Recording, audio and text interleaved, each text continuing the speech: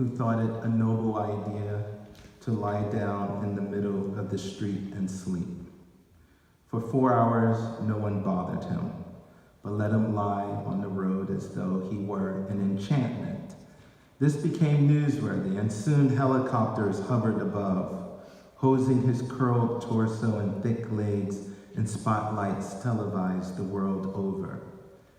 Foreign correspondents focused on the neighborhood and its relative poverty as recognized by the plethora of low-hanging jeans worn by shirtless men and loud music issuing from passing cars, which had the effect of drowning out everyone's already bottled up thoughts about the boy sleeping in the middle of the street.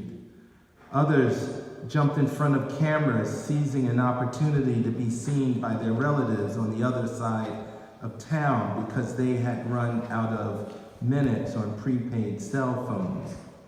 The roadkill in the neighborhood, and some on that very block, rodents, cats, possums, feeling equal amounts of jealousy and futility, each began to rise and return to their den holes, cursing the boy sleeping in the street beneath their breaths for his virtuosic performance of stillness and tribulation in the city.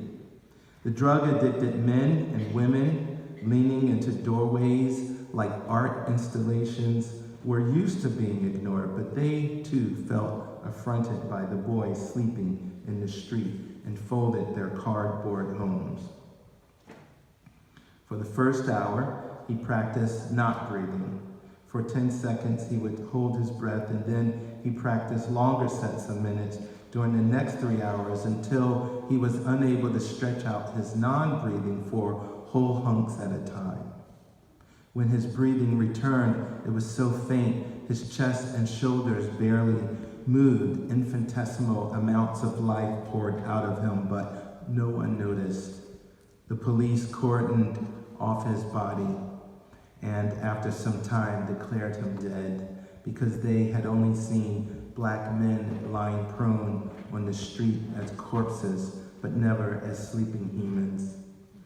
The whole world, eager and hungry for a Lazarus moment, watched and waited to see when he would awaken and rise to his feet, especially his neighbors with minutes remaining on cell phones who filmed and animatedly discoursed behind yellow tape the ecstasies and muted sorrows of watching a boy sleep in the middle of the street.